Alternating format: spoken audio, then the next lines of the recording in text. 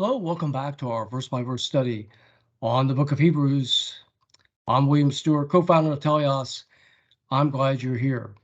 We're in chapter 10. We've just completed an amazing section where between chapter 8 and the first half of 10, really 2/3 of chapter 10, the author compares Christ and his gracious provision of salvation to that of what's provided by the law.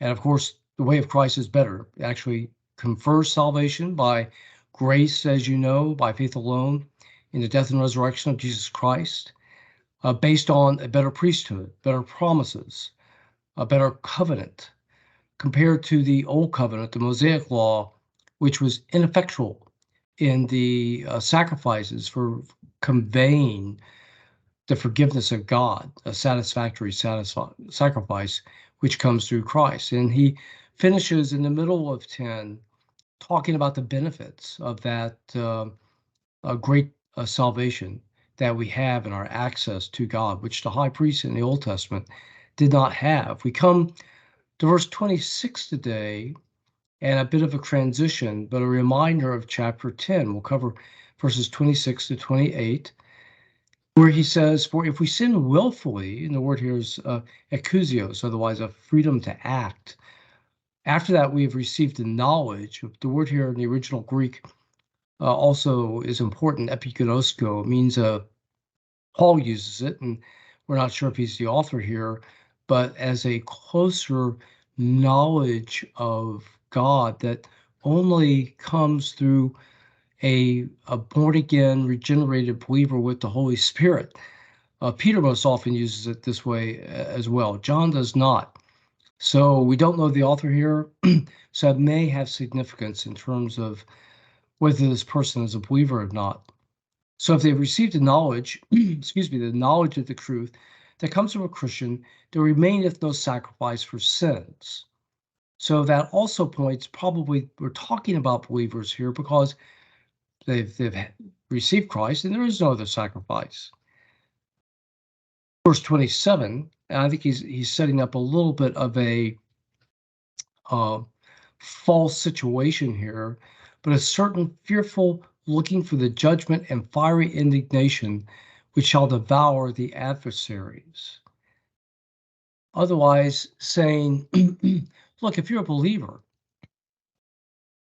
and you're feeling guilty, you think there's some sin in your life that God cannot forgive.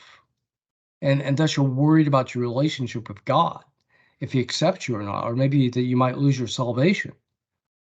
This is a terrible thing, because if you've really become a believer and accepted Christ and the forgiveness of sins, if you're looking for more forgiveness, there is no other way for you to receive that forgiveness. You've taken it. So, and if that's the case, and if your sin is really that bad, then as verse 27 says, the only thing you can expect is judgment. Verse 28, as that Moses said in the Old Testament, there were 2 or 3 witnesses, as per Deuteronomy 17, a person would die with apostasy. It was that serious, because in verse 29, we'll go on to 29 today, how much sore the punishment, suppose we, that he be thought unworthy, who had trodden underfoot the Son of God, and had counted the blood of the covenant wherewith he was sanctified an unholy thing, and have done despite unto the Spirit of grace. Otherwise, here's Jesus Christ, the perfect God, who came and sacrificed himself on our behalf as a whole and complete, holy, satisfactory sacrifice and punishment, taking the punishment on our behalf that God, our righteous God, demanded. He did that for us.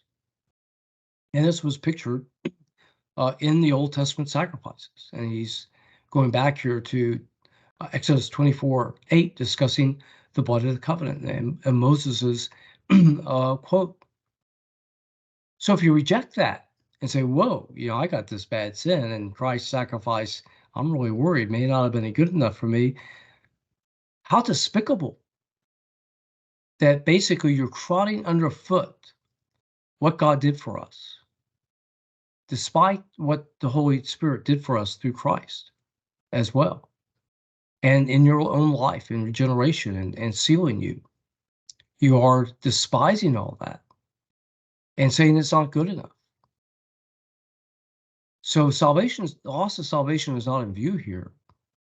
It's that the reader would gain the knowledge of their security and the adequacy of Christ's sacrifice for us, how he suffered for us, and give him all the praise and thankfulness that he or she should, with the confidence, as it just spoke about in the prior few verses, 19 to 22, the confidence that we have before God to come before him through the ripped veil because of Christ's broken body.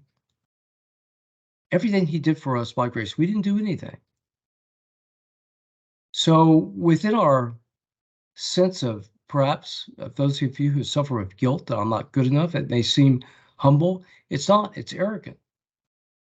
That some sin you have is stronger than the sacrifice God made to forgive it.